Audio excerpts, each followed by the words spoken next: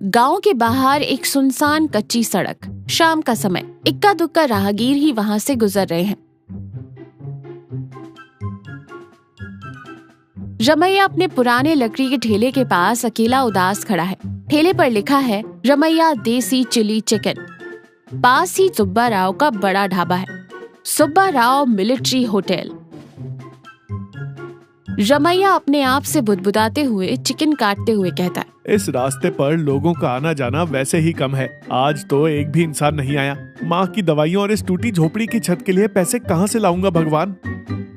सुब्बा राव के होटल के पास 1-2 ट्रक खड़े हैं और वो अपने गले के पास कुर्सी पर शान से बैठा है। उसके गले में सोने की मोटी चेन है। वो रमैया की तरफ हिकारत भरी नजरों से देखता है और कहता है, अरे ओ रमैया, इस सुनसान सड़क पर जो 2-4 लोग आते हैं वो मेरे ही होटल में खाते हैं। तू अपने इस सड़े हुए ठेले को उस पेड़ के नीचे लगा ले, कम से कम यहाँ मक्खियाँ तो कम आएंगी। रमैया विनम्रता से कहता है, सुब्बा राव जी, पेट की आग बुझाने के लिए खड़ा हूँ। यही आस रहती है कि कभी न कभी कोई राहगीर मेरे हाथ का भी स्वाद चखेगा। सुब्बा राव गुस्से में कहता है, आस नहीं, ये तेरी लालच है। मेरे शानदार होटल के बगल में तेरा ये दरिद्र ठेला देखकर ही मेरा खून खौलता है। सुन ले, कल से ठेला यहाँ नहीं दिखना चाहिए। गांव के उस पार कहीं भी जाकर मर। रात का समय, रमैया की छोटी सी झोपड़ी, एकदम सन्नाटा। एक मिट्टी का दिया जल रहा है। उसकी बीमार मार सुशील अम्मा एक पुरानी खटिया पर लेटी खांस रही है। रमैया उनके पैर दबा रहा है। अम्मा खांसते हुए कहती है, क्या हुआ रमैया, आज भी कोई नहीं आया? उस सुब्बा राव ने फिर से तुझे ताने मारे? कुछ नहीं माँ, उस रास्ते पर मुसाफिरों ने आना ही छोड़ दिया है। कल मैं शहर जाकर आधा मुर्गा ही लाऊंगा और फिर से अपनी किस्मत आजमाऊंगा। तुम चुपचाप दवा खा लो। बेटा, तेरी मेहनत एक दिन रंग जरूर लाएगी। तेरे हाथों में जो देसी मसालों का जादू है ना, वो सुब्बा राव के मिलावटी ढाबे में नहीं है। अगला दिन, वही सुनसान कच्ची सड़क, कोई नहीं है। रमैया ने अपने ठेले को साफ करके सजाया है। उसकी पत्नी कमला पत्थर की ओखली में ताजे मसाले कूट रही है। कमला ओखली में मसाले कूटते हुए कहती है, सुनिए जी, कोई नहीं आया तो क्या हुआ? आज मैंने अपने आंगन की लाल मिर्च से मसाला पीसा है। इसकी खुशबू से एक मुसाफिर भी रुक गया तो हमारा दिन बन जाएगा। हाँ कमला, आज भगवान बस एक ग्राहक भेज दे, मेरी मेहनत सफल हो जाएगी। गांव के जमींदार सूर्य प्रकाश उसी रास्ते से गुजर रही है। वो फोन पर बात कर रहे हैं और अचानक उनकी जीप का टायर पंचर हो जाता है।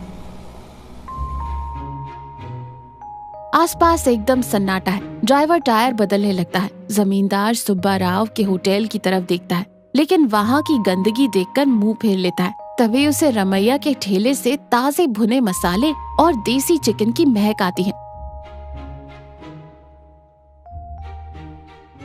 जमींदार करीब आते हुए कहता है, रमैया, गाड़ी ठीक होने में समय लगेगा। 1 प्लेट देसी चिली चिकन लगाओ, लेकिन याद रहे मिर्च तीखी हो और तेल कम। रमैया खुशी से झुककर प्रणाम करते हुए कहता है, जी मालिक, अभी लाया। मेरी पत्नी ने अपने हाथों से पत्थर पर मसाले पीसे हैं, एकदम शुद्ध। उस शांत माहौल में जमींदार चिली चिकन का पहला टुकड़ा खाता है। उसके चेहरे पर आश्चर्य और गहरी संतुष्टि आ जाती है। वाह रमैया, क्या स्वाद है, एकदम असली देसी मसालों का जायका। शहर के बड़े होटलों में भी मैंने ऐसा स्वाद नहीं चखा। रमैया हाथ जोड़कर कहता है, ये आपकी कृपा है मालिक। रमैया, कल मेरी हवेली में शहर से 2-3 बड़े अधिकारी आ रहे हैं। बहुत ही खास और छोटी सी दावत है। उन्हें तुम्हारे हाथ का यही देसी चिल्ली चिकन परोसना है। ये लो 10,000 रुपए एडवांस। रमैया आंखों में खुशी के आंसू लिए कहता है, जी मालिक, मैं अपनी जान लगा दूंगा। सुब्बा राव अपने होटल से ये सब देख रहा है। वो ईर्ष्या से जल भुन जाता है। तभी उसका नौकर चंद्रम उसके पास आता है। सुब्बा राव चंद्रम से कहता है, देखा तूने, जमींदार साहब मेरा होटल छोड़कर उस भिखारी रमैया के ठेले पर खा रहे हैं और उसे हवेली की दावत का ठेका भी दे दिया। हाँ मालिक, कल की दावत में उसी को खाना बनाने का हुक्म मिला है। सुब्बा राव साजिश रचते हुए कहता है, नहीं, अगर उन अधिकारियों ने रमैया का खाना खाया तो पूरे गांव में उसका नाम हो जाएगा। चंद्रम आज रात को वो मसाले पीस कर रखेगा, किसी की नजर में आए बिना उस मसाले के बर्तन में, समझ गया ना? उसी रात रमैया का घर, सब सो रहे हैं।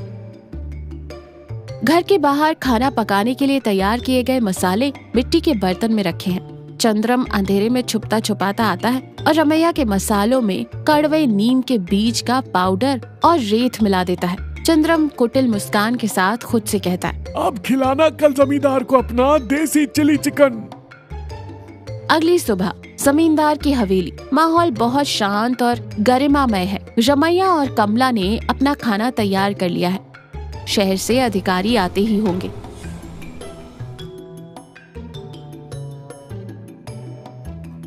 अगर इन 2-4 मेहमानों को हमारा खाना पसंद आ गया तो हमारी सारी तकलीफें दूर हो जाएंगी कमला। जमींदार अधिकारियों को खाने की मेज पर लाता है। आइए, आज मैं आपको हमारे गांव की शांति के बीच असली देसी चिल्ली चिकन का स्वाद चखाता हूँ। अधिकारी खाना शुरू करते हैं। अचानक एक अधिकारी बुरी तरह से खांसने लगता है और दूसरा अधिकारी मुंह का खाना बाहर थूक देता है। तो ये कैसा खाना है जमींदार साहब? इसमें बालू किटकिटा रही है और इतना कड़वा क्यों है?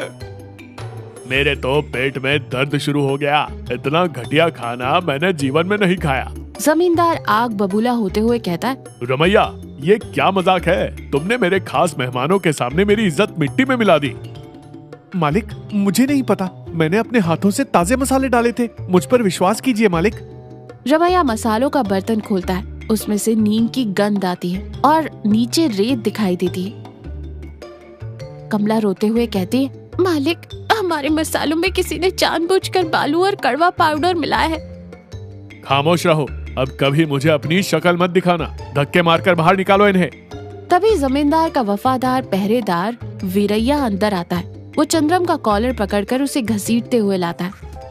रुकिए मालिक, कल रात जब मैं चुपचाप खेतों में पानी देखने जा रहा था, तब मैंने अपनी आंखों से इस चंद्रम को रमैया के घर के बाहर मसालों में कुछ मिलाते हुए देखा था। सुबह से मैं इसे ढूंढ रहा था।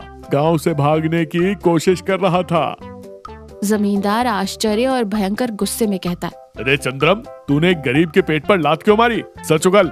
चंद्रम मार के डर से कांपते हुए कहता है, मुझे माफ कर दीजिए मालिक। रमैया को आगे बढ़ता देख सुब्बा राव की छाती फट रही थी। उसी ने मुझे पैसे देकर मसालों में नीम और बालू मिलाने को कहा था। जमींदार का गुस्सा अब सुब्बा राव पर मुड़ जाता है। पहरेदार जाकर सुब्बा राव को कॉलर से पकड़कर हवेली लाते हैं। हवेली में सन्नाटा है। सिर्फ जमींदार, अधिकारी, रमैया, वीरैया और सुब्बा राव है। जमींदार गरजते हुए कहता है, दूसरों की तरक्की देखकर जलने वाले और एक गरीब के निवाले में जहर घोलने वाले इंसान के लिए मेरे गांव में कोई जगह नहीं है। तेरा होटल आज ही बंद होगा। अगर दोबारा इस गांव में कदम रखा तो जिंदा नहीं बचेगा। पहरेदार सुब्बा राव को जलील करके हवेली से बाहर फेंक देते हैं। सुब्बा राव अपना सिर झुकाकर हमेशा के लिए गांव से चला जाता है।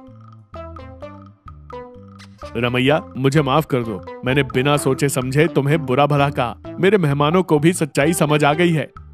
रमैया आंखों में आंसू लिए हाथ जोड़कर कहता है, आप क्यों माफी मांग रहे हैं मालिक? सच कभी छुपता नहीं, बस वही साबित हुआ है।